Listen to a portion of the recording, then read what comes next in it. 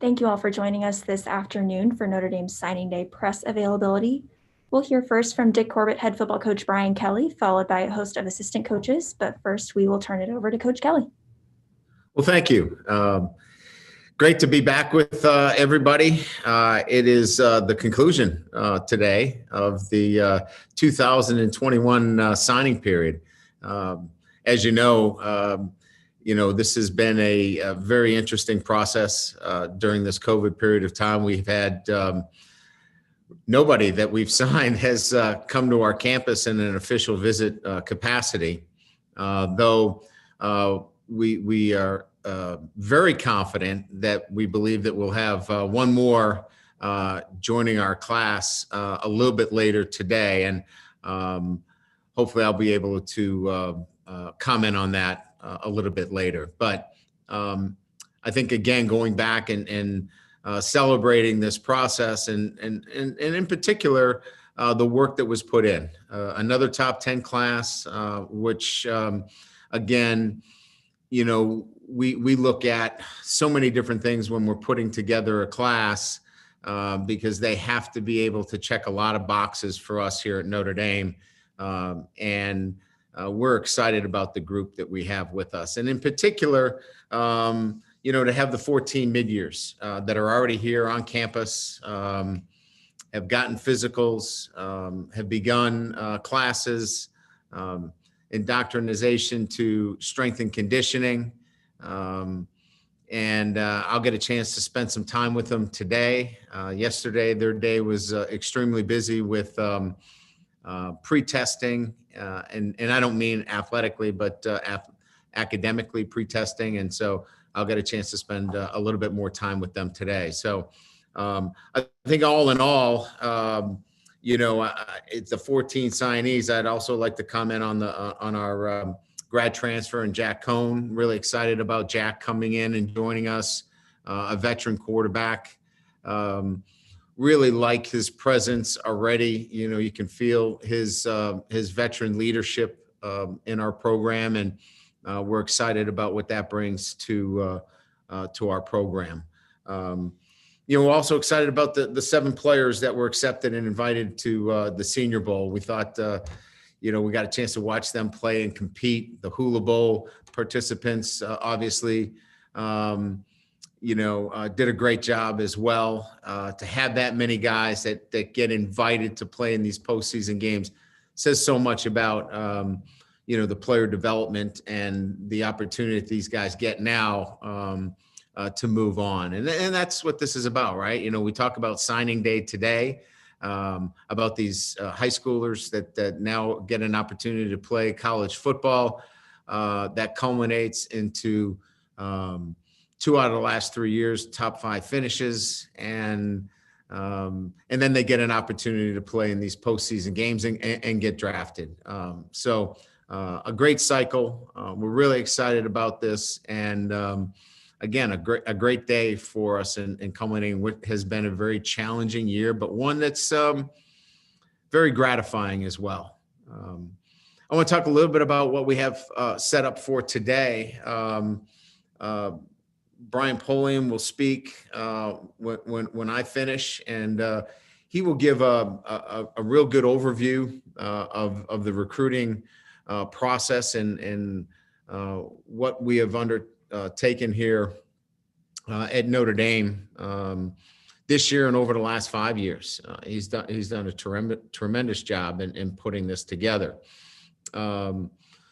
We're going to have Mike Elston, who's been with me for 17 years, give you a little bit more of a deeper dive into, how we do this on a day-to-day basis, and, how we break up the staff geographically by position, a little bit more detail in the nuts and bolts of how we do it here at Notre Dame. Tommy Reese is going to talk a little bit about the player development and how that turns it over into the opportunity to play in the NFL and what NFL, personnel people and GMs are looking for when they call us. And then we're going to finish up with Marcus Freeman, and Marcus is going to talk about being involved in our recruiting process for the first time, and the uniqueness of it, and the challenges, and some of the things that he has really latched onto early on in this process. And then he'll conclude with a little bit of his philosophy in terms of defensive football, and all of these guys will have an opportunity to answer some questions for you as well. So again, exciting day for us. And again, I hope to get back on social media and announce another addition to this class a little bit later this afternoon. But today is a culmination of the 2021 recruiting cycle, one that we're extremely excited about and proud of the efforts of all of our coaches and support staff and everybody involved in recruiting. But at this time, I'll turn it over to Coach Polian, and he'll get into a little bit more of a bigger picture as it relates to our recruiting.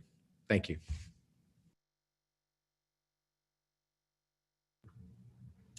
As a reminder, we'll be using the raise hand function today. So if you do have a question for special teams coordinator and recruiting coordinator Brian Polian, please go ahead and raise your hand now. And per our email sent yesterday, we'll strictly be taking questions on the 2021 signing class and the Notre Dame recruiting process. Additionally, if you are logging in with a phone or a number as your name, please make sure you change your name to have your full name and your outlet so that we know who we're calling on. Thanks so much.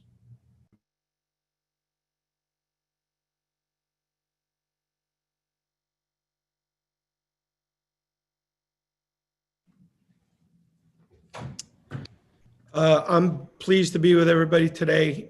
Excited for the opportunity to visit. And again, just to echo Coach Kelly's sentiments, how excited we are about this class in general. And, you know, a little bit anticlimactic for us today. Like Coach mentioned, we're hopeful to add one more here by the end of the afternoon. But with the new signing dates and the early date, I think the less drama on a Wednesday in February is the better. So we're obviously signed the vast majority of our class in the December date, but it was interesting. That December date was a little bit unusual for us this year in the sense that we were in the midst of preparation for the ACC championship game that then led to preparation for the CFP.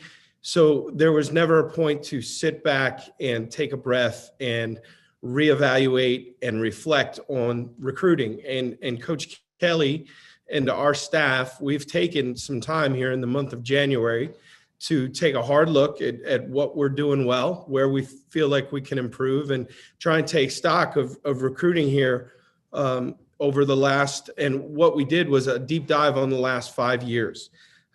We've studied the last 5 classes, where they rank in relationship to our competition, and frankly, how have the results translated on the field. While clearly, and Coach has said it all the time, we are not yet where we ultimately want to be, which is a national champion. As we look back and take stock and reflect, we are really proud of a lot of the things that we've done, and a lot of the things that these young men have accomplished in their time with us on campus. We use the 24/7 rankings as the source of our information as we look back. And in the last 5 classes, we have a composite number 10 ranking. We are one of 6 schools that have had multiple top 10 classes in that time. And then as you evaluate that, how is that translated on the field? In that same period, 43-8, 2 top 5 finishes in the polls, and 2 appearances in the college football playoff, one of only 5 schools to accomplish that.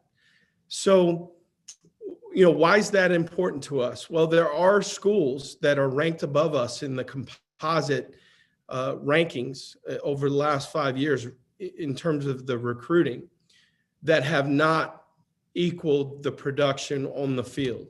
So one of the things that we are most proud of is that we feel like we're recruiting at a good clip. We can always be better, but we are recruiting at a good clip. And then under Coach Kelly's leadership, our staff, our development within the program is translating to wins on the field. And we feel like that is a very positive, a positive marker for our program right now. Certainly, the recruiting rankings are a barometer. They are one of many. But ultimately, we are trying to translate the recruiting to wins on the field. And like I said, we're proud of what we accomplished here over the last 4 seasons. Coach Kelly made the decision, as we talked about what we were going to do today, and as we look back on the work that we've done here over the last month, that we're going to peel back the curtain a little bit, and we were going to allow not only members of the media that follow us, but frankly our fan base, we're going to let them in a little bit as to how the recruiting process works here, because it is different. And I'm not saying it's better or worse, but it has to be different simply because of the geography that we have to cover here. I think I have not updated my own stats, but a year ago, there were 31 different states represented on our roster. There are very few programs in the country that are going to cover such a wide swath as we are. So because of that, Coach Kelly's process and the way it's set up is a little bit unique. We are decentralized, and we've said this before. There are no recruiting superstars on the staff. It is a collective. And it starts with, at the very beginning, it starts with a geographic assignment for a assistant coach and for, frankly, members of the support staff, whether they be analysts, GAs, the recruiting office. Everybody's got an assigned recruiting area, and the job is to make sure that you know who the best players are in those areas. Begin the vetting process in terms of the fit to Notre Dame, beginning first with the academic profile and then all the other standards to which we are going to hold guys. And then it is to begin to develop a relationship, not only with the player, but the coach and the important people in the prospect's life. From that point, if an area coach has a conviction, and coach, he empowers our staff to mind their areas. And if they see a guy they like and feel like is a fit, it then moves to the position coach. And we're going to say to, if I find a receiver in Hawaii, Coach Alexander, I really have a conviction about this guy. Here's everybody we've talked to. Here's all the information we've gathered. Let's get this guy evaluated. From the position coach, if the position coach has a good feeling about it, we then take it to the coordinators. And that includes myself as the recruiting coordinator, includes Mike Elston as the associate head coach, Coach Freeman, Coach Reese. And if that player goes through that process and we feel good about it, then we'll recommend that player get an offer. And from there, it's the collection of area coach, position coach, coordinator, recruiting coordinator. We're going to put our heads together and we're going to decide when we think it's advantageous to get Coach Kelly involved in the process. It's impossible for him to cover this entire country in the same way that it's impossible for any one assistant to know who every guy in the country is. So we're going to go to coach and ask him, hey, this is the point where we are in the process. Here's the things that we'd like you to touch upon. And here's where we feel like you can positively impact the recruitment of this prospect. And we have found through the last 5 years that Coach Kelly's process here is working well for us. Now, obviously, there are always things that we can do better, and we reflect on those things and try and get them corrected. And there are times, frankly, where the process of the prospect might move at a little quicker pace and we might have to speed through a step. But in the end, we feel very comfortable about where we're at with this, and we're excited about it. Today's a little bit unique in the sense that you're not just going to hear from me. You're going to hear from Coach Elston, Coach Reese, and Coach Freeman, who are going to talk about different parts of the process. But these were kind of the things that I wanted to share today. And at this point, would be happy to take any questions regarding this. All right, we'll go ahead and start it off with Tim Priester. Hi, Brian. How we doing? I'm doing fine, thank you. This was something I was going to ask Coach Kelly, but I'm going to ask you this as well. And he made a comment to the media before the Camping World Bowl that he felt like Notre Dame could get to top 5 in recruiting. What have you done personally? And you've kind of touched upon this, but what have you done personally? What has Coach Kelly done personally in the football program and university in general to achieve that step up? And you're certainly trending in that direction, but to achieve that step up in recruiting, what are some of the specifics? I think early identification of an elite prospect that fits Notre Dame. I think Kyle Hamilton is a really good example of a guy that we evaluated early and felt like this is going to be one of the top 50 or so players in the entire country, and he fits Notre Dame. We need to go after him. And I think part of the process too has been the conviction to walk away from an elite player that you know in your heart is not interested in what we have to offer or may not fit here, so that we can then be more efficient in terms of where we dedicate our resources to the guys that do fit our profile. I think too, it's worth mentioning, I understand Coach's statement about wanting to be a consistently top 5 recruiting team, and I strive for that same goal every single day. But if you ask Coach, I think he would tell you, would we rather be a consistently top 5 recruiting team or a team that's consistently in the top 5 of the polls, which we have been at the end of the season in 2 of the last 3 years? I think we would choose the latter. Player development is always going to be a part of the process here, but I think ultimately, in order for us to keep climbing those rankings, is to not allow anybody to tell us, hey, you can't get this guy.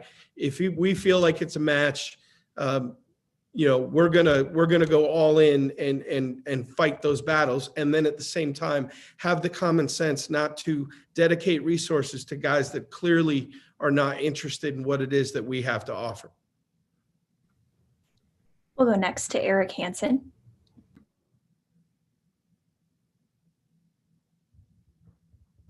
And Eric, I believe you're muted. My bad. I thought I was the only one, Eric, that struggled with Zoom technology here. I'm out of practice. I think this is fascinating, and thank you for doing it. When you were mentioning the rankings and so forth, you mentioned the team rankings. How about individual rankings? How much do you guys look at who's a 5-star, who's a 4-star? How important is that to you? And you mentioned key junctures with Brian Kelly being involved. I know that anecdotally, there are stories that are kind of told sometimes of Brian maybe not being involved enough. Do you think that those stories are fair, they're true, or are we just not seeing the big picture with that? I appreciate the question. I'd like to answer the first part of it first. The rankings are a source of information, but not the only source of information. And we go through a different process. There are more things that are more important to us. And frankly, our ranking system here is different. And Mike Elston is going to address that specifically. So I'm not going to dive any deeper into that subject. As it relates to Coach Kelly, I think some of the anecdotal stuff, I truly believe it's not fair. If there's ever a time that he wasn't involved enough and that statement was made, again, it goes back to the decision by the position, the coordinator, the recruiting coach, and myself, that if we waited too long to get him involved strategically, then that's back on us. But all I can tell you is the recruiting coordinator is, every time I've gone to Coach Kelly and said, this is where we are in the process, and here's what we're asking for you, from you, in order to get this thing over the top or keep us moving forward, he's always been there. And he's always energetic and enthusiastic about it. I think, again, the national recruiting, I think it's unfair to think that as we begin to vet our board, that Coach Kelly's going to text every recruit on our board 6 times. It's just not reasonable, not with the amount of ground that we have to cover. When you compare other places where they're going to build their roster out of 2 states and they're not vetting the way that we are, I just think it's a little bit different. So my experience, and I can speak specifically to this class, this world that we had to live in the 21 class, the digital world that we're living in right now, the amount of work that Coach Kelly did with this group via Zoom and phone calls and text messages, he was unbelievable. I mean, there was a daily hit list. Coach, we'd like you to do X, Y, Z. And he was phenomenal. So I can only speak to my experience. And look, in the end, the anecdotal stuff will be out there. I don't think it's fair. I think sometimes it's a little sensationalized, but it's the world that we live in. But again, from my experience, I thought he killed it in this class. We'll go next to a question from the chat from Andrew Mentok. With players likely being able to profit off of their name, image, and likeness in the near future, how are you preparing for how that might impact recruiting going forward, especially given how hard it is to predict what the specific rules and regulations will be? I think that as other schools are putting out, propaganda is not the right word, but they're putting out, hey, look what we're going to do for you in name, image, and likeness. I think it's very premature. I mean, the federal government is involved in this. So to think that right now there is a clear plan and path in place it's just not right. Once the parameters are set, then we will build a program and be able to address it in recruiting. But I also believe we are not going to get into recruiting battles with another school because they can have a guy go to a car dealership and sign autographs for $10 an autograph. If you're picking Notre Dame, something like that is not going to be the difference in picking this education and this atmosphere in this incredible campus. If you want that, a card show is not going to be the difference. So obviously, as the rulings come out and the parameters are set, we will work with our athletic administration, with Jack Swarbrick, with Father John, will give us an idea of how we're going to move forward, and we'll be competitive. And frankly, the power of the Notre Dame brand is national. It's not regional. And I have no doubt, as the rules are put in place, that we will be able to capitalize on the power of that brand, and our student athletes will as well. We'll go next to Patrick Engel. Brian, what was different this year in looking at grad transfer recruiting, in particular, with any adjustments you had to make in recruiting Jack, and just looking at grad transfer quarterbacks in general and the things you want to see there when evaluating those guys? Well, I'm not going to speak to the evaluation of specifically grad transfer quarterbacks. That's a question for Tommy Reese. I was just one set of eyes in what was a large evaluation process. The grad transfers and the transfer portal in general, this is getting to be, grad transfers are pretty cut and dry. The transfer portal now, there was a great article on SAG today, I believe by Ross Dellinger, about what a slippery slope this thing is, and how recruiting as we know it may have a reckoning now because of the transfer portal. I'm afraid that guys went in and aren't going to be able to find homes. I've heard colleges in the group of 5. I've heard high school coaches talk about how group of 5 programs, FCS programs, are not taking as many high school kids right now because they plan on filling their rosters through the portal. We are all going to have to get adjusted. I assume, and I'm speaking for myself, not Coach Kelly, not anybody else on the program, I'm under the assumption as the recruiting coordinator that the one-time transfer is going to pass here at some point in the near future. When that occurs, teams are going to have to consider a dedicated staffer just to monitoring the transfer portal, in the way that a NFL franchise will have a director of college scouting and a pro personnel office, where the pro personnel office, their job is to know all the people that are playing in the league currently. It could get to the point where staff is going to have to be dedicated to knowing who's in the portal and having some sense of academic background, years of eligibility, amount of time that they played, all those, if we're gonna function in that world, we're gonna have to dedicate resources to making sure that whatever decision we make is as educated as possible. And we will wrap it up with John Bryce. Coach, Brian Kelly mentioned that you had 14 mid-year enrollees. Given that there's still some uncertainty with COVID, how important was that large of a number of mid-year enrollees, and how have you guys continued to evolve the number of mid-year enrollees you take year after year?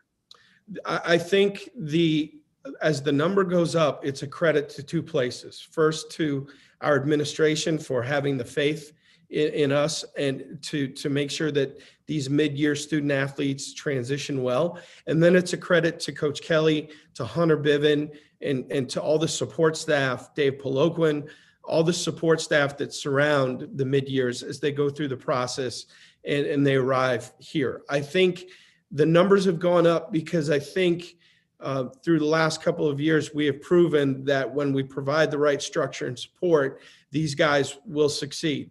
This year was a little bit of a one-off in the sense that you look at a player like Will Schweitzer, for example.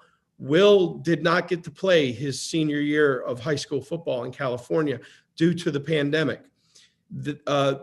Tyler Buckner, another example. These are guys that, if given the choice between staying in for the rest of their senior year and hoping that California will allow football to be played, or accelerating themselves academically when a lot of guys were working from home, if I can get myself accelerated academically and get to Notre Dame, Justin Walters, another example. I mean, Justin made all these athletic gains between his junior and senior year, and then he lost his senior fall. Well, if you ask these guys, would you rather stay at home and hope that you play in the winter, or would you rather get to school and get started with strength and conditioning and spring practice? I think like the number got a little bit higher this year because there were guys in that group that said, given what's going on in the world right now, I would rather get to campus as quickly as I can and get started with my college experience. And I think that in part speaks to why the number was so high in this specific year. All right, and we will wrap it up there. Thank you very much, Coach. Thanks.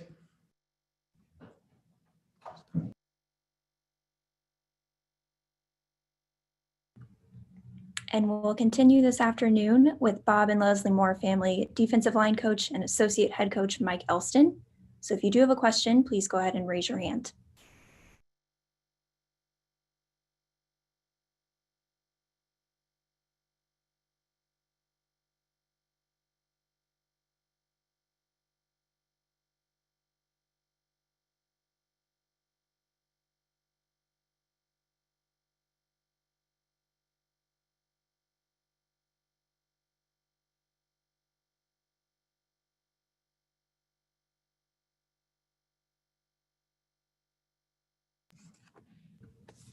And we will continue with Coach Mike Elston. So if you have a question, please go ahead and raise your hand, but we'll turn it over to Coach first for an opening statement.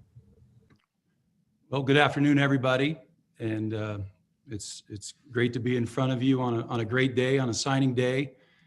I'm going to piggyback off of Coach Kelly and a little bit of what Coach Polian just touched on. And then at the end, we'll open it up for any questions. So the biggest thing that Coach Kelly wanted me to talk through is that although it's awesome and exciting for fan bases and really coaches to track and players to track, where the signing classes finish on a day like signing day, we are built on an evaluation process throughout our recruiting, through the recruiting process. And so the development that Coach Kelly's had, that I've been with him over the last 17 years, has been focused strictly on a day like today, really just the final piece to putting it all together of our evaluation process. And I wanted to dive into that a little bit for everybody and talk specifically on that. And then, what we've done over the last month has been quality control,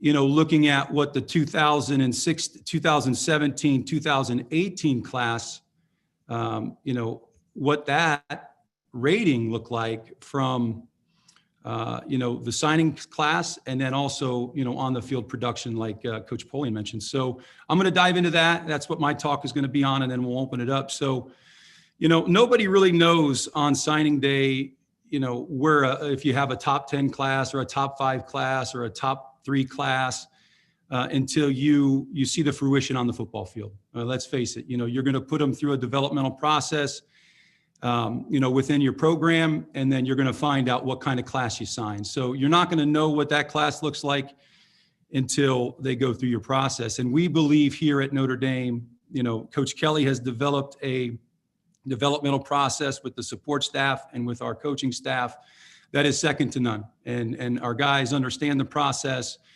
And that's where we're evaluating on our recruiting cycles and how we're doing. So, when we look at our evaluation process that we go through in recruiting, there's the component that the national sites use to evaluate a football player, which is the simple stuff, which is flip on a football film, evaluate how they run, evaluate how they tackle, how they throw, how they catch. There's the evaluation of going to a practice, a game, an in-person visit. We do all of that stuff that the national media does. But here at Notre Dame, we have to dive deeper. We can't just off of a 247 rating say, this is a 4-star prospect. There's more to it for us in this evaluation process, in Coach Kelly's evaluation process. And, for example, those things are a young man's academic foundation, his academic core curriculum. Does he have the support system to be successful at Notre Dame? And, there's a rating on that, for our football staff that Coach Kelly's put together. Is he a good citizen? What's his citizenship? Does he make great decisions? Is he a leader? Does he have great leadership qualities? So we put ratings on all of that stuff, work ethic, and we're talking to people that are around him on a daily basis. And what's missed inside of national rankings, if Notre Dame finishes in the top 10 or the 10th and 247 or a Rivals ranking, what's missing is those components that we put a lot of, that Coach Kelly and the staff put a lot of, onus on in terms of our evaluation process. So that's our rating system. I don't want to dive too deep into it and bore you with it, but that's what we're doing throughout the entire recruiting cycle to decide whether we're having success in the recruiting and the rating system that we have. So let's take one of these classes, for example. So we just finished the 2020 season, and Notre Dame in the AP poll finished number 5. So what we're evaluating and our rating is going to be looked at for the 2017-2018 recruiting class. So if you take the 247 composite rankings of those two classes, they were top 10 classes. They were number 10 in the country, both seasons. So as they went through Coach Kelly's development program, we've translated that those two top 10 classes into a top 5 team because we just finished top 5 in the country. So we're built on those types of rankings and ratings. And in terms of evaluating a recruiting class, but our recruiting cycle, our evaluation process, we put so much ownership on that. And Coach Kelly, over the last 17 years that I've worked with him, has put together a system of checks and balances that we continue to improve. Now, obviously, we can continue to evaluate that as we do every year and improve it. So with that said, I'll open it up to any questions that somebody may have. And I'm going to stay on topic with what I just hit on. So if there's something that's more in depth that Brian Polian or Coach Kelly sit on, I won't answer those types of questions. All right, we'll open it up first with Eric Hansen. Hey, Coach. Kind of a two-parter here. How many, not of your top 100, but of like the 247 Sports top 100, how many guys realistically can you get into school that would be fits at Notre Dame out of that top 100? The second part of my question is, you had an interesting class with Ade, Dalen, Julian, and Khalid, where they were all kind of, one was at the 5-star end and one was kind of at the 3-star end. and they all ended up kind of similar pro prospects. Can you say that you saw that potential in all of them as you recruited that class? Yeah. So the first part of your question, the top 100, that varies per season, right? Varies per recruiting cycle based on, the fit of a young man and of the things that I talked about. Like you're asking the question based on Notre Dame, and I would say less than half, are guys that we can target and go after and for one reason or another. And then as it relates to that class, I felt strongly during that time that we evaluated, like, for example, Julian Okwara. I can remember flying down to North Carolina, and I wasn't going to go watch him play on that Friday night. I was going to go out and watch a running back play. It was more important to evaluate him at that time. And then he sprained his ankle the night before the game. And so I, detoured and I decided to go watch Julian play. We hadn't offered him yet. Didn't really know much about him other than that he was Romeo's brother, and he ran down on every kickoff and made the tackle. He blocked the punt. He had 3 sacks. He had an interception for a touchdown, and we offered him the very next day. So, I saw with my own eyes that he was 195 pounds. He was out of profile for what we were doing in terms of fit, of size, but he was electric, and he was going to be a guy that we could develop inside of Coach Kelly's program to be, one heck of a pass rusher. And then same thing with Ade, raw player in high school, too skinny to do a lot of the jobs, but knew that, with work ethic, talking to people that know him and how hard he was going to work and train. And he was on the top of Matt Bayless's board every single year with being hungry and starving for more work. So, I believe strongly that the evaluation process that Coach Kelly has developed allows for a player like Ade and Julian, who were not 4-star prospects, to come in and develop, and then have an opportunity to further their career in the NFL. And then it allows for a guy like Dalen Hayes, who's a 5-star, and to be in the right position and to to develop and hopefully reach his potential. We'll go next to Tim Priester. Mike, can I ask you specifically about your 2 defensive ends in this class? Yes, please do. Well, I'm asking, tell me about those 2 guys. And I guess the offshoot question is, what are the factors that you're looking at that differentiate between a big end and a Viper end? And will they still be called Viper ends with Marcus Yeah, Freeman? great question. Well, I'll answer that one first, and then I'll go on to the guys that signed with us in this class. So, the big end for us is specifically, a defensive end. He's going to have his hand in the ground. He's going to be in a 3-point stance, and he's going to be block destructing versus the run. And then he's going to be pass rushing and getting on the edge and doing stunting and moving around, playing a 3 technique on 3rd down. And as you've seen us do with Ade and Khalid and those guys, but the difference will be they won't drop into coverage, and play a tight end man-to-man or a running back. The Viper position is going to always be standing up in a 2-point stance. They're going to be involved in coverage, maybe 15, 20% of the game, where they're going to cover a tight end man-to-man or cover a running back. We'll move them back at the 2nd level at times, off the ball and blitz them from there and hit them in a B gap or do different things with them. We'll play on 3rd down with more Vipers in the game than defensive ends, because there's some coverage components and things like that. So the Viper needs to be, we want them to be a little bit more athletic in moving in space and coverage. But both of them need to be elite pass rushers. We want them to be as fast as they can be. The Viper typically is faster of the 2, although Ade would tell you he was the fastest defensive end in the building. But, we want our Vipers to be really, really fast, and, we want them to be great pass rushers. So that would be that would be some differences of what we're looking for in those 2 positions.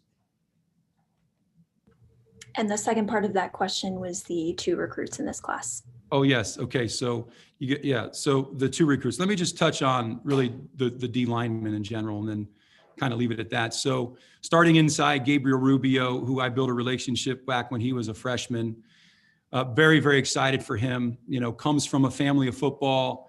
And Gabriel and Angel, his father, who's the defensive line coach there at the high school, a fireman, and just phenomenal family, work ethic through the roof.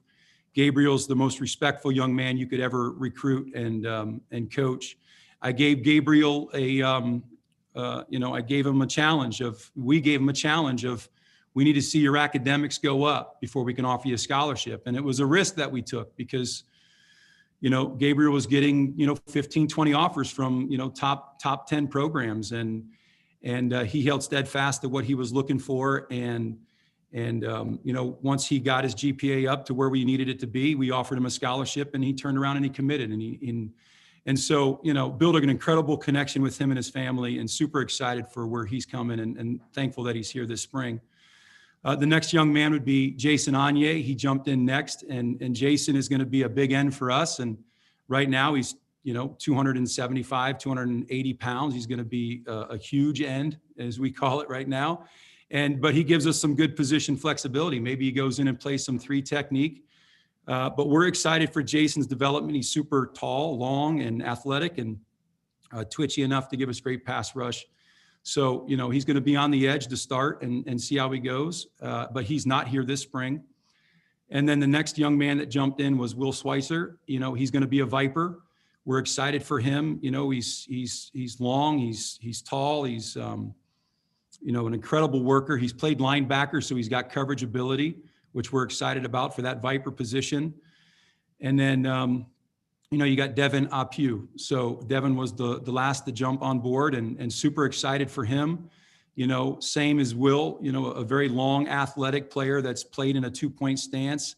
The great thing about Devin is that he's a football junkie. When we talked during the recruiting process, it wasn't about the glitz and the glamour. He wanted to talk football. He wanted to know, hey, why is Dalen in a 2-point stance with his outside foot up and his inside foot back? I think I'll feel more comfortable with my inside foot up, and then, I see you're playing three Vipers, they're moving all over the place. What are you telling him when he's over the guard? He's just a football junkie, which I'm excited about. That's, it's going to be fun to have those guys in the room this spring. So we have Will, we have Devin, and we have Gabriel on campus. Jason will join us in the summer. And they're going to be great additions, and the guys have already taken them under their wings, and it's going to be an awesome group. We'll go next to Brian Driscoll. Hey, Coach, I just kind of had a question about this group and moving forward. When you've had this string of success you've had in recent years, landing depth and talent, does it give you more flexibility to maybe find a guy with a really high ceiling that may need a little bit more time to develop, whether it's like Will building up his body or Onye, who's really only played 2 years of high school football? Does it kind of give you flexibility to take some more chances on the higher ceiling guys? Yeah, it's an interesting question because we're a developmental program, as we've stated. I can't remember, maybe it was either Tim or Eric that asked the question about all those guys from Dalen and Ade and Khalid and Julian and, even Jameer Jones, those guys that are potential 3-star guys. We are and will be a developmental program. And whether it's a guy that's got a high rating or a low rating, we're looking for a young man that has high ceiling, and we want his best days of football to be ahead of him. We certainly don't want him to be peaked out in high school. So, we've had to play freshmen in the past, and that's not a lot of fun when you have to play them. It's great when you can play them, which we have been doing over the last 4 seasons. And, it's fun to put them in the cooker a little bit and let them develop and then play them. Coach Freeman and I today, we were watching some video and watching some of the freshmen. He had a chance to see Aiden, Keona Aina, and Jordan Botello play some at the defensive line. That's fun when they don't have to. They're in there because we can. And we've been very fortunate with that. And hopefully we can continue to do that. Like you're asking, Brian, continue to build that depth and allow those guys to be in the cooker a little bit, go down to scout team, cut their teeth some, and then learn the system so they can go in there and really play productive football and have a great season. And we'll wrap it up with Carter Carls. Hey, Mike, I know you've already worked a little bit with Marcus Freeman, even landing a commitment pretty recently with him, both recruiting. And I'm wondering what you've kind of learned about him as how he approaches recruiting and what's kind of stood out to you about the way in which he kind of handles recruiting. Yeah. So, I've really enjoyed my time with Marcus. He and our paths have crossed quite often in recruiting at other schools, and hadn't had a chance to build a relationship with him. And from day one, it's been awesome. It's the one thing that I'll tell you is that he's a tiger, and I love that. I love working with other coaches that attack in the recruiting cycle and build relationships and challenge me as a position coach to do the same. And at the end of every cycle, you're talking about where you can always get better and improve. And for me, I'm always trying to look inward to find out how I can improve, and watching him build relationships and communicate and collaboration with the staff, that's been really fun. And I'd say energy and just the way he attacks it. This is something that we've really enjoyed, and that I've enjoyed, and that I've learned from. All right, and we will wrap it up there. Thank you very much, Coach. Thank you, guys. Have a great day. And we'll continue in a few moments with John and Bobby Arlotta, family offensive coordinator and quarterbacks coach Tommy Reese. So if you do have a question, please go ahead and raise your hand.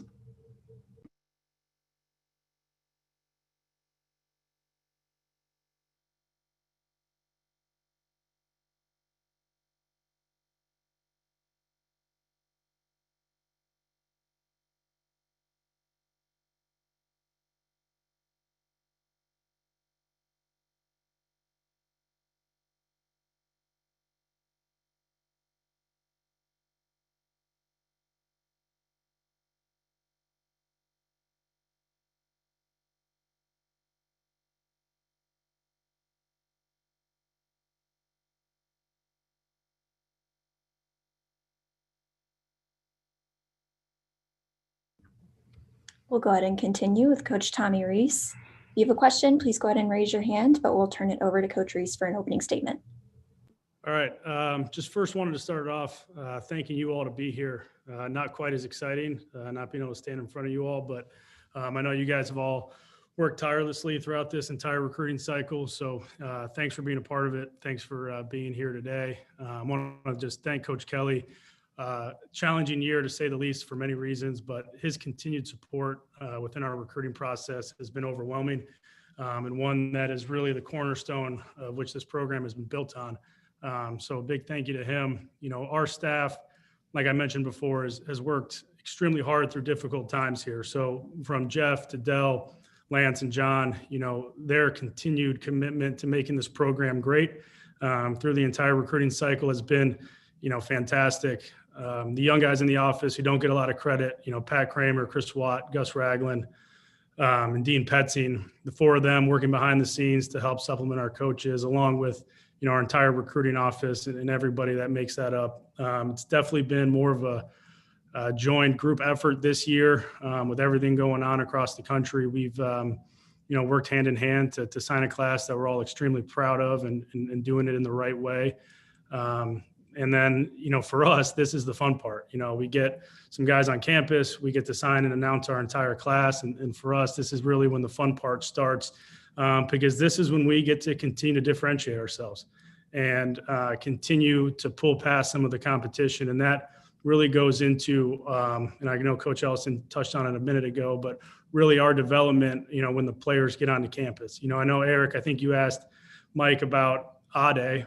There's a great example of a 3-star recruit, came in here, played his way, developed over a couple of years, changed his body, became a starter, and then was on full display last weekend at the Senior Bowl, where, there was plenty of buzz that he generated through his work. I think if you look over the years Coach Kelly's been here, there's been a number of 3-star guys, for whatever those rankings even mean, that have been, committed to this program and have succeeded and gone on to the next level and made a huge difference. You look at guys like Wu, who was here last year, winning the most prestigious award any linebacker can win. That's a 3-star recruit who came in here, was undersized on the scout team our first year, developed into an All-American and, hopefully a first-round pick. You look at a guy like Julian Love from Nazareth in Chicago, and a tremendous young man who came in here, might not have had a position, ended up being a great corner for us. Guys I played with, Nick Martin, Tyler Eifert, 3-star recruits come in here, end up being All-American starters, go on to have great NFL careers. So I think when it comes to this program and what Coach Kelly has developed over the last decade here is really a program where we are committed to developing these guys holistically, creating great football players, but also great men off the field, guys that we can all be extremely proud of. And again, just wanted to thank our staff for all the continued effort and for you guys for being here today. With all that being said, happy to open up any questions here that you guys may have. All right, we'll go first to Patrick Engel. Tommy, if I can ask about Jack Cohn, I'm curious what you guys were looking for when you decided that was a position you wanted to supplement with the transfer portal and what you settled on about Jack that you liked. Yeah, thanks, Pat. I appreciate it. Look, we are always in the business of creating competition and making this team better. We had an opportunity here with the numbers to add a quarterback to our roster. We felt like there was a need for a veteran presence in the room. Obviously, contrary to popular belief, we were spoiled here for the last 5 years with Ian Book. And we had an opportunity to add a veteran, a guy that could come in, help the younger players, come in, provide some guidance, come in, make our team better. And then also, like I started with, add competition to make the room better. I don't think many people know this, but the exciting thing for me was when, I had the conversation with the other quarterbacks that we are going to be bringing in a grad transfer. To a man, they all were excited about the opportunity to bring in a veteran that can help improve them, that can help make them better, that can help add competition to the room. The short time I've been around Jack and the conversations we had leading up to now, he is a extremely mature young man. He is one that has won a lot of football games in a very competitive conference. Since the day we first, talked, he has been nothing but very mature and businesslike in his approach. And we're extremely excited to add him to the group and get to working here later in March. We'll go next to Tim Priester. Tommy, in addition to the physical qualities that you're looking for in a quarterback, I mean, that's a given. You want that. But how do you determine some of the intangible qualities of a prospect? In other words, what line of questioning do you use to make those kind of determinations? And then if you could elaborate on Tyler Buckner as well. Yeah, no problem, Tim. So that's a great question. Everybody always talks about quarterbacks having that it factor, right? What makes the difference between Tom Brady and the other guys drafted ahead of him, right? And I think at this level, where you start is with the physical attributes, there's a certain threshold, right? There's a certain threshold that you're either above it or you're not. And once you're above it, you're talented enough to play at this level. For me and our staff and our job, and Pat Kramer does a great job of supplementing us in this is, what can we do to find out the intangible qualities? Because those are not able to be measured on film. Those are not being able to be measured in camps, right? So for me, it starts, the first thing I want to know is, do they love the game of football? So when you're talking to a recruit, you just start, and we have different ways to do this, but there are ways to just ask them about the games that were played on Sunday. Throw them a curveball and ask him where Tom Brady went to college. Ask him who was in the college football playoff from a year before. Ask him if he saw the game on Thursday night, right? So there are different ways to see, is he watching the game? Is he following the game? Does he love the game of football? Because at this position, you need to, in order to be committed to being the best version of yourself. The other thing that we can do is, there are different ways to see cognitively how well they can learn, adapt, pick things up in a short period of time. Something I was fortunate to be a part of was the NFL Combine when I was with the Chargers, and being able to see in those quick meetings, being able to teach a concept or two or a formation, then take the sheet away and see how the retention was of those quarterbacks and seeing how well they could process it and then be able to, verbalize it back to you. And I think when you start to find those layers out about players, you're able to start differentiating guys that are similar in their physical traits and where they are, but this might give one guy the edge over another. And then another thing, Tim, which I think is invaluable, is when you're talking to a quarterback, obviously you go through their school and you talk to their coaches and other people in the business and in their schools, but talk to their rival, talk to their opposition. What does the opposing coach think of this kid? What are they, what have they heard? What do they game plan for? What type of competitor is he? And those are things that are extremely important because, if an opposing coach is going to speak extremely highly of him, then he's probably the type of kid that you want. And, the third part of that is multiple sports, right? I think the more you can see a kid playing basketball, playing baseball, competing in another realm, it's invaluable. If you're the Division I quarterback out of high school, you should be good enough to be in the top 7 of your high school basketball team. You should be a good enough athlete. All right. You should be playing baseball. You should be doing something else. And what that can also do is you may not be the star on the basketball team. You may be a role player. But that teaches you how to be a different type of teammate. It teaches you about being selfless. It teaches you how to compete and take ownership of a different role. And ultimately, that's going to help you, where you're the star. And that's, most likely the quarterback of your high school team. I believe the second part was on Tyler Buckner. Would you like to elaborate? Yeah, Tyler, feel like we've been recruiting him for 10 years, but we're extremely excited to get him, finally here. Obviously, it's been a great process to get to know he and his family. They're wonderful people.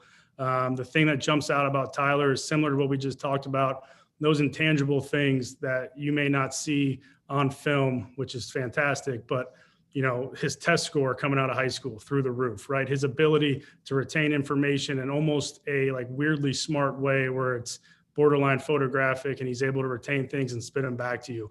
The way that his peers, his high school coaches, people spoke about him in the area, the maturity level that he carries himself with on a day-to-day really encompasses everything we're looking for in a quarterback at Notre Dame. And we're extremely excited to get to work and finally get him onto campus. And we'll go next to Brian Driscoll.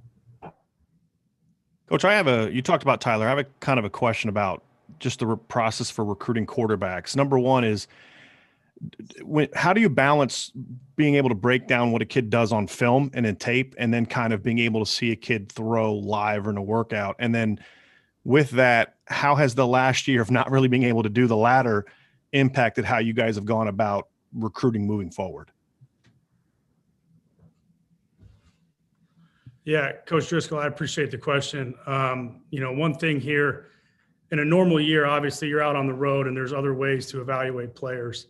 I think obviously a big part of it is being able to see him throw. And there's a difference between evaluating on camera and then evaluating in person or through a workout tape. And I would say that the great thing about the time right now is all of these kids, and credit to their high school coaches or their trainers, they're putting together pro day type videos where it's, a field level behind the quarterback, bird's eye view of the whole field. And you're able to see different angles of the throw. And it almost, gives you a live audition, right? In years past, we put a huge emphasis on the ability to bring as many great players to camp as we can, right? Because we want to see these quarterbacks throw live. Okay, that's a huge part of the evaluation. With that being taken away from us, how do we supplement it, right? And so these kids and their coaches and their trainers have done a wonderful job of understanding that, knowing that, and then being able to supplement it with workouts. And again, it's not ideal. It's not perfect. We still have to work through it. You have to a little bit go with what you see on the tape, what you see on the workouts. Trust, how you can put them side by side and compare them. And then again, that's when those intangible things start to differentiate one guy from the next. Thank you. I mean, that's spot on with the question. And our next question is via the chat from Andrew Mentog. How much do you monitor or get involved with development while a quarterback is still just a commit? Do you have conversations about mechanics, skill development, the offensive system, or do you leave that for when they actually arrive on campus? Yeah, I would say that all takes place once they're signed on campus here. And then you dive in, in terms of how the schedules allow for that to happen.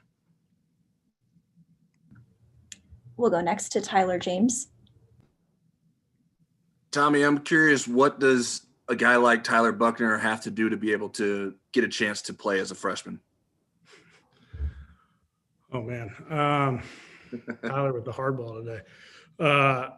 Look, it's going to be a process, right? We have, an extremely talented group in the quarterback room. We're excited about all the guys and their opportunities to help us win games. At the end of the day, playing the quarterback position is about putting your offense in positions to win, right? It's putting your offense in positive plays, one after the other. It's about leading the team down the field, stringing together first downs, and putting points on the board. So whichever quarterback in our group is able to do that most successfully is going to have a chance to play here. And if that's Tyler early, that's Tyler, right? We are in an open competition. We have the ability to evaluate all of our guys and allow them to showcase their strengths and give them an opportunity to lead this offense. And again, we are never shy about adding competition to this group. It's going to be an extremely competitive year. And I do believe that brings out the best in guys. And I can't tell you how excited I am just to get going and start this new chapter. We'll go next to Lou Samoji. Hi, Tommy. Tyler, it seemed when he was in the summer camp, there were just so many questions about technique, the mechanics.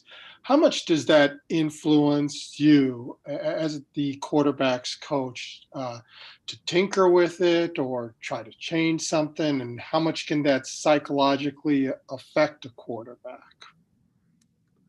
Yeah, no, I think, thanks for the question. I think there's definitely a fine line when it comes to quarterbacks mechanically, where you want to center your focus and where you want to maybe, shy away from a little bit. I think, the first example, right? You watch Phillip Rivers throw a football. It is not your classic 3-quarter release, right? But nobody's changing Phillip Rivers' release point.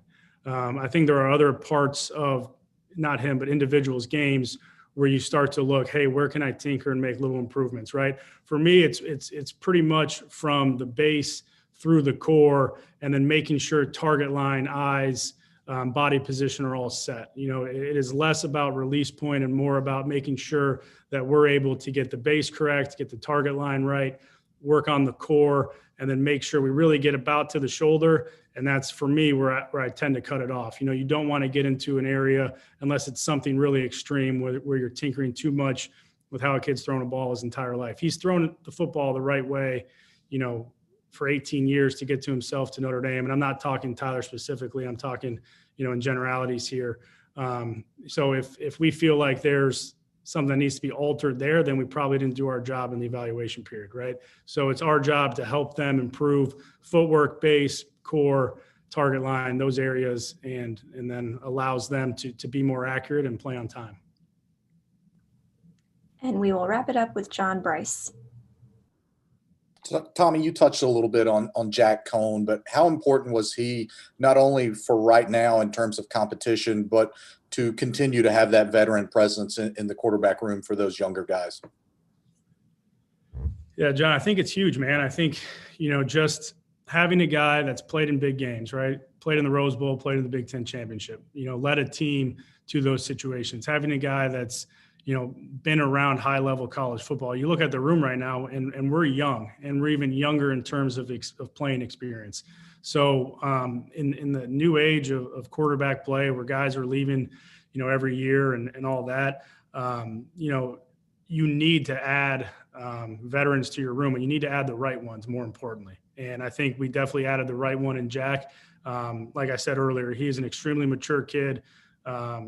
He's worked his tail off to put him in a great position here at Notre Dame. He's somebody that I'm eager to work with and, pick his brain while also helping him understand what it means to play quarterback at Notre Dame and grasp this offense. But he's a guy, like I said earlier, it's going to be invaluable to those younger players to see how he works, to see how he prepares, to see how he studies, to see his leadership qualities shine through. Because the best way to learn is through example. And I think that he is going to continue the great veteran presence that we've had here in the past, and he'll be continued to be, a good sounding board and a good mentor to some of those younger guys. And like I said, the most exciting part of this whole process for me was to talk to Tyler, talk to Drew, talk to Brendan, and talk to Ronnie, talk to those guys about the decision to take a grad transfer and to hear their eagerness to get working with him, to see, Drew and Jack meet and them, dap and hug up like it's not the first time they've met, to understand, hey, Jack was reaching out to these guys while we were on vacation to build a relationship. That's huge. And like I said earlier, I think it's important that you add a veteran presence, but it's even more important that you add the right veteran presence. And I feel like Jack is definitely going to provide that for us. All right, and we will wrap it up there. Thank you very much, Coach. Thanks, guys. I appreciate it.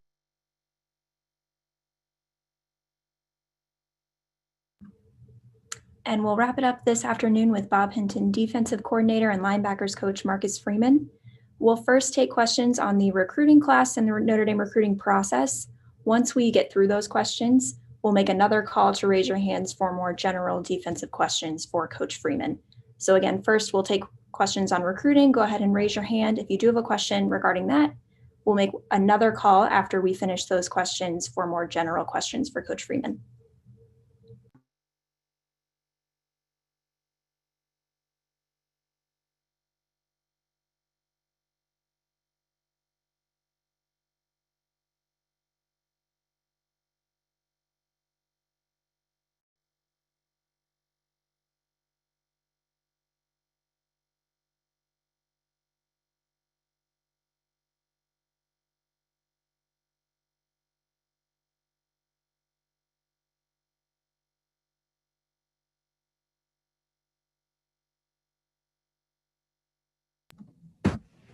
All right, we'll continue on with defensive coordinator and linebackers coach Marcus Freeman.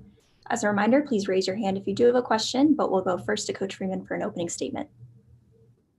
Thanks for having me. Obviously, it's an honor to be here, to be a part of this program, to be a part of Coach Kelly's staff. I'm extremely excited. I'm eager to get to work. It's been a crazy 3 weeks. Been here probably a little bit over 3 weeks, and you know, you first try to get to know and connect with your players. It's hard when they were gone. School hasn't started. It hadn't started till this week, and to try to get to know them over FaceTimes and over the telephone and to make a connection with them was the first thing I wanted to do. And then I wanted to get right to work. I wanted to evaluate our current roster and kind of pick the brains of our recruiting staff and the people around here and start recruiting. And so it's a unique process in the way I'm finding out in the way that the University of Notre Dame football program we recruit. And it's different than I've ever done. You know, it's from coast to coast. Every state in the United States is up for grabs for us. We're going to evaluate every player across the nation, and it's nothing like I've ever done. You know, I've been more a regional, find the best players in your local region, and then maybe get one or two outside your region. So it's a very unique process in terms of you have to find the right guys that fit your program and what you're looking to do here at the University of Notre Dame.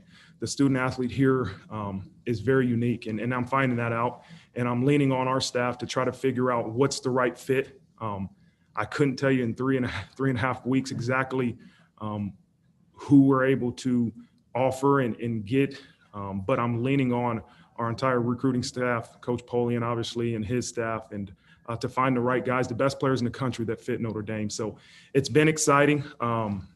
It's been a learning curve, but I can't tell you how excited I am to be here and to get started with our players, to get started with our staff, and to get going. So with that being said, I'll open it up for any questions, and we'll go from there. All right, we'll go first to Eric Hansen. Hey, Coach, welcome. I have a two-part question on fit. The first one is, as you're going out and extending offers and so forth in this next cycle, are you recruiting to Notre Dame's current scheme? And the second part of the fit question is, having gone through the recruiting process yourself and strongly considering Notre Dame, do you have a better idea of what kind of elite athletes fit at Notre Dame? Well, I think I'm going to start with your second part of your question in terms of I'm finding out every day how special this place is. And I say that because, you know, when you're recruiting at Notre Dame, it's unique in terms of you can get every player in the country to answer your phone call, or every player in the country to return your call, because they respect the brand, they respect the University of Notre Dame. And so it's been unique in that way. But we have to find, you know, the guys that fit this place, because it's what's best for us and what's best for them. And so I'm continuing to learn every day what that guy is, what that student athlete is like, because it is a very unique individual. In terms of recruiting to their scheme, my scheme, it's going to be our scheme. I am big on let's get the best players that we can find, and we can tailor our scheme around those guys. Okay. And that's the same thing I'm doing now with the staff. I'm not coming in here dropping a book and saying, this is what we're going to do. Let's evaluate our guys. Let's evaluate the best players on our defense and put them in positions to be successful. And that's how I've always been. I've never said, hey, you have to fit this position. Hey, what is his positive traits? What things does he do well? And let's make sure that we tailor our defense around those strengths. We'll go next to Brian Driscoll. Coach, I'm going to kind of ask that question again in a little bit of a different way, because you obviously showed at Cincinnati you have the versatility to adapt to the players that you have. Having said that, I think that there are certainly obviously things that you like to do defensively. As you look at the incoming class, how adaptable do you view that class as being to the things you like to do? Is it going to be an easy adjustment for you to kind of tailor those two things together, or do they fit kind of well with things you like to do? I'm trying to ask it like that way, because I know you're going to adapt, but also how does that group fit? And then the second part is obviously JoJo Johnson was a guy that was committed to your group at Cincinnati and is now at Notre Dame. What did you see about JoJo that made you guys go after him initially, and how does that translate to his ability to play at a high level at Notre Dame? Again, I'm going to say what we're looking for defensively. Let's start with the things that are going to help us have success is the way we play. And that's what our players will understand, our staff will understand. It's a standard set by the University of Notre Dame defense, and they will play that standard. It's how hard you play. It's the fundamentals. It's understanding that, hey, we're going to challenge each other. We're going to challenge ourselves. We're going to challenge our opponents. We'll be aggressive in what we do. It's understanding that, I'm going to play hard for my unit. I'm going to play hard for the guys next to me and love the guys in my room. And so that's the things that it's going to take to be successful. In terms of schematics, again, I have certain philosophy on things, but I'm always changing. I'm always changing. One, to be able to defend against the crazy offenses that we see. It will be extremely exciting to go against Tommy and the offensive staff in this spring in terms of what they do offensively. But again, everybody wants to know, are you a 3-down team? Are you a 4-down team? Are you a nickel team? It's let's get the best 11. And that's my job, and that's our job as a defensive staff. Figure out the best 11 and then the best 22 and say, okay, are we better to have 40 linemen or better to have a nickel on the field? And what are we trying to take away? What are we trying to stop the offense from doing? So there is no perfect answer to that question. I'm still figuring out. It's been 1 week. It's been really 3 days of sitting down with our defensive staff and kind of going through my cut-ups, going through some of the previous cut-ups and saying, okay, hey, what do we want to put into our package that's going to help us be successful? In terms of JoJo, what a great young man, extremely talented football player, did some great things on the football field, great family. Got to know him through the recruiting process. And, obviously halfway through the year, he reached out to us and said that, hey, he's going to decommit. And he's one of the best players in the country. At his position. He's a great athlete. And so the thing I know is about JoJo is he's a competitor and he's extremely fast. Those are two things we look for. We're looking for how competitive guys are, how athletic guys are, how tough they are, how intelligent they are, what type of leaders they are. There's obviously systematic things that I look for in these character traits of these guys. So I'm excited to have him here soon and get to work with him. We'll go next to Matt Fortuna. Hi, Marcus. Good to meet you, albeit virtually. With the understanding that recruiting isn't the same as it's been or will be when restrictions are loosened, what's been the biggest distinction you've noticed while recruiting on behalf of Notre Dame this last month? Well, I think I said it early in terms of that you can get any player you want in the country on the phone, and we have such a unique brand and a program to sell. In terms of the things I've been telling recruits is that everything you want in any program that's offered you, you can achieve here plus more. You know, you got a chance to win a national championship. You look what Coach Kelly and this football program has done over the past 5 years has been unbelievable. You know, to be in the college football playoffs 2 out of the past 3 years, there's not many teams that can say that. And to be developed into an NFL draft pick, which every kid that we're talking to has these goals. You know, you can be developed here better, just as good or better anywhere else in the country. You know, Coach Kelly's done an unbelievable job. The staff has done an unbelievable job even before I've gotten here. And now the difference is you got a chance to say you're a graduate of the University of Notre Dame. And that's, to me, the difference, right? Is that, yes, you can win a national championship. Yes, you can be developed to be a first-round NFL pick. But now you get to say you're a graduate of the University of Notre Dame, which does things for you after you're done playing football that'll take care of you for your rest of your life. So I find that extremely enticing. I love being able to develop these relationships and be able to sell that product because to me, it's the best in the country. We'll go next to Carter Carls. Marcus, at Cincinnati, you were able to get quite a few guys who had scholarship offers from other major programs. And I'm wondering, you know, you kind of talked about getting guys on the phone, and at Notre Dame, that'll be easier for you. I wonder what your process is like when you're talking to recruits that have offers from everywhere, the 5-star, 4-star guys. How do you try to stand out? How do you try to establish a relationship and get to know their families? What's kind of the process look like for you? Well, the first thing I do is I sell the University of Notre Dame and what this can do for you as an individual. And has nothing to do with me as a coach, nothing to do with anything else except for you choose to come to University of Notre Dame because you want to be a graduate. You want to be a part of what we're doing here, a part of this university. And then secondly, it's about building relationships. And again, you can't get every kid and you can't have a relationship with every recruit in the country, but you try to develop a relationship with the kids that you can. And it takes effort. It takes time. It takes getting to know somebody. And you can tell through conversations what's authentic and what's not. And I try as much as I can to have authentic relationships and conversations with these kids. And hopefully they feel comfortable with me and the staff and Coach Kelly and everybody else. But you choose Notre Dame. Don't choose it because of me, your position coach, anybody else. Choose it because you want to be a part of something that's going to set you up for the rest of your life. And it's been fun to be able to sell this product and to be able to talk to these kids. And I know it's going to be extremely rewarding. We'll go next to Tim Priester.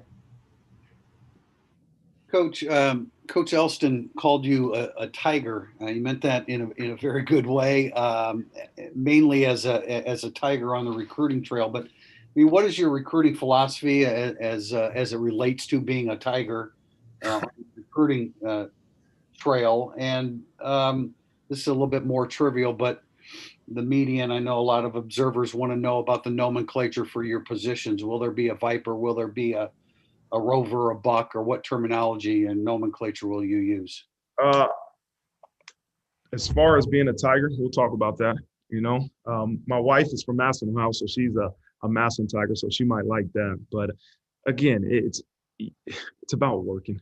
It is, and recruiting is developing relationships, and it's about work, and it's a part of our profession where I think at times you can outwork your opponent, and that's something that I believe in, is that relentless work to get better, relentless work to get the outcomes that you want. And that's something that we preach to our players. And I hope they can see those same traits in the guy that's saying, hey, we got to be relentless in what we do and relentless in the work we put in. So I want to be just like the players. I want to work to have success. And recruiting is a big part of that.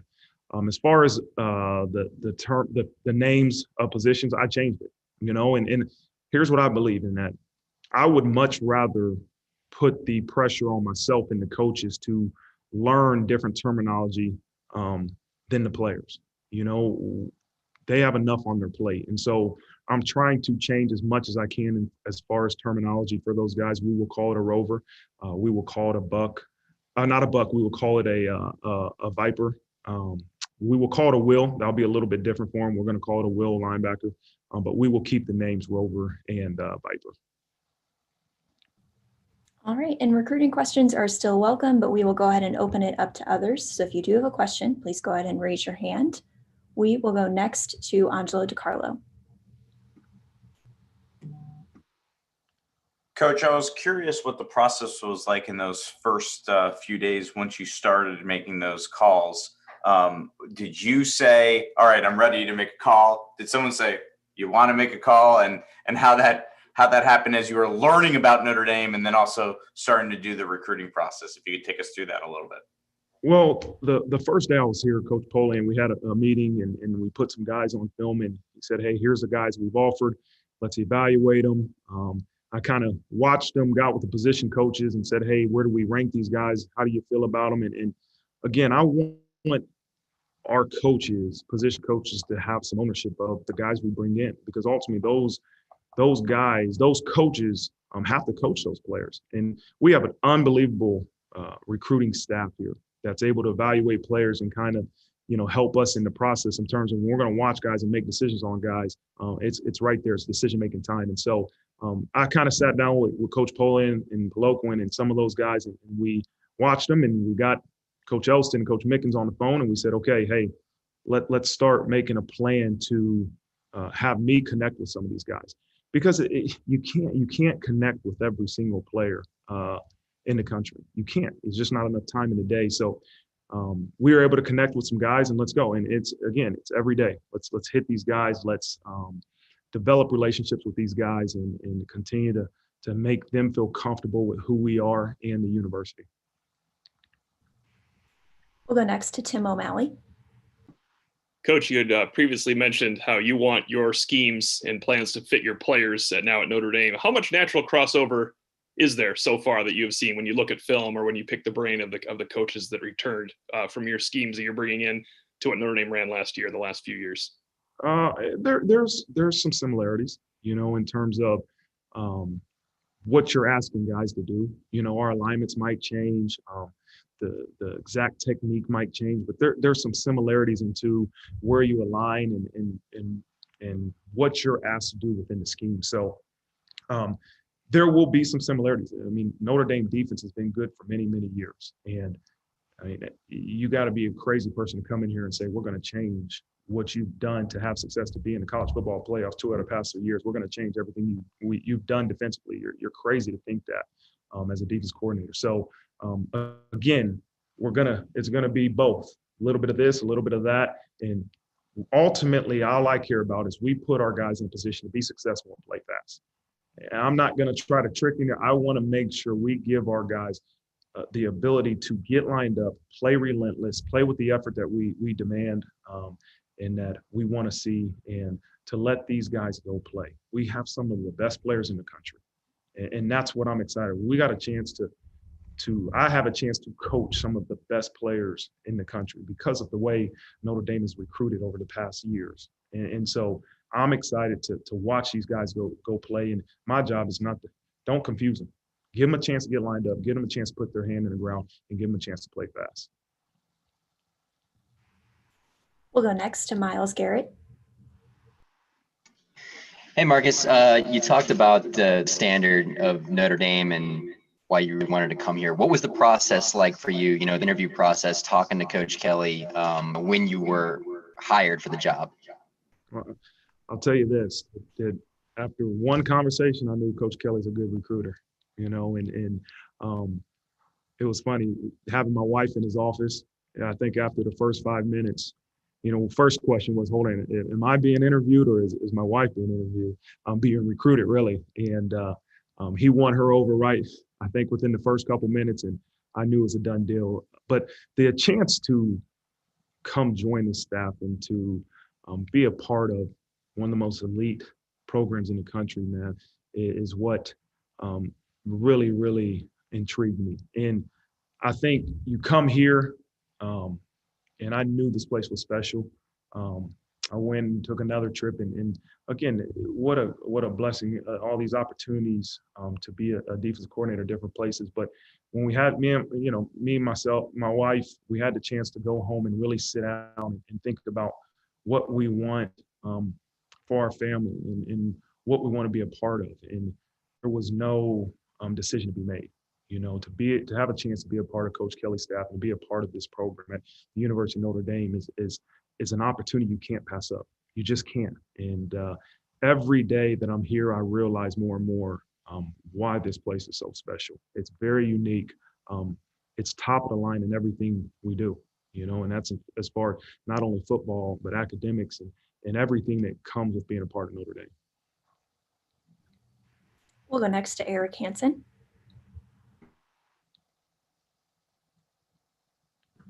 And Eric. Yes, I unmuted myself. I'm sorry, I got stuck on that. Marcus, football evolves so much, and yet you spent a lot of time with Luke Fickell, and I'm sure he's a big influence on you. But who else may be people that you admire that have influenced your philosophy in terms of scheme and that kind of stuff? Jim Tressel obviously has had a big impact on me, being my college coach and somebody that I still lean on. Daryl Hazel, being able to work for him for 6 years at Kent State and Purdue had a big impact on me. And John Haycock, who's the defensive coordinator at Iowa State, he was the defensive coordinator at Kent State and spent some time with me at Purdue. I think those are three guys that all have had an impact on me as scheme-wise, but also just philosophy-wise, how you go about work every day, how every day, your mentality when you come into the office. And also how you impact young people, and that's to me more important than anything is that, I don't care if I'm with a guy I told some of these seniors that I met with, if I'm with you for one year, I hope you're better because of the time we spent together over the next 6 months. And that's my job is to serve, and to serve not being a passive word, but a word in terms of that you are better. You are better because of the time we spent together, and you're closer to reaching those goals you ultimately have. We'll go next to John Bryce.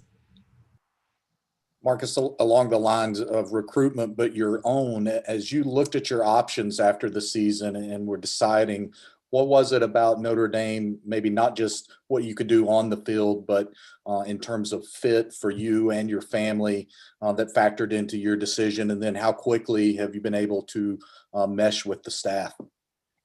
Yeah, the entire staff, we really got together for the first time this week. And so we've been able to connect at times, even when I was here on visiting, we were able to connect in early January. A lot of the guys were around, but this is an unbelievable staff. And every one of these coaches that I've been able to meet and talk to and get to know, they're great people. And I think that's what Coach Kelly has done is put together a staff of great men that all want to mentor young people, but are competitive and want to win too. And so that to me answers the same question about why you choose Notre Dame. And because it's so much bigger than just winning. And that's a part of it. That's my job, is to make sure that I do the best job I can to put us in a position to win. But while you do that, you can spend it with people that have the same values as you, that care about family, to understand everything that comes with life. And that's, to me, what attracted me here is to be a part of this university, to be a part of the vision they have for the entire, not just student athlete, but for the entire campus. And so it was a no-brainer. It was really, really a no-brainer. And having a chance to work for Coach Kelly is a once-in-a-lifetime opportunity. We'll go next to Matt Freeman. Hey, Marcus, you had a longer cornerback in Ahmad Gardner at Cincinnati. And I mean, he was one of the best in the country over the last couple of years, but Notre Dame has some longer corners on the roster now. I guess what kind of allowed him to have some early success in your scheme as a freshman and sophomore? Well, I think more than anything was the job that Coach Mickens did with them, and that's something that a chance to get back with Coach Mickens, a guy I knew from my high school days, was a big influence on me. And Ahmad is a great football player. He's done some great things at Cincinnati his first 2 years there. But I think the evaluation Coach Mickens did with identifying early in the process, getting to commit to Cincinnati and start the development, it's a big reason why he has so much success so early. And so Coach Mickens does a great job recruiting, great job evaluating, and ultimately a great job developing these corners. And so I look forward to seeing the growth of these young corners, the length they have, and what they're going to be asked to do in our scheme. And we have time for one more, so we'll go to Tim Priester. Coach, we knew Mike Denbrock from his 2 terms at Notre Dame, and he told me that when he recruited you, he said some guys you recruit and you say, oh, well, it just wasn't meant to be. But when you walked out the door to Ohio State, he said that was a guy that belonged at Notre Dame. What were the deciding factors? I imagine Ohio State and Jim Trussell in and of itself would be enough, but why didn't you choose Notre Dame back then? I think a lot had to do with how you grow up. In terms, my dad's from Columbus, Ohio.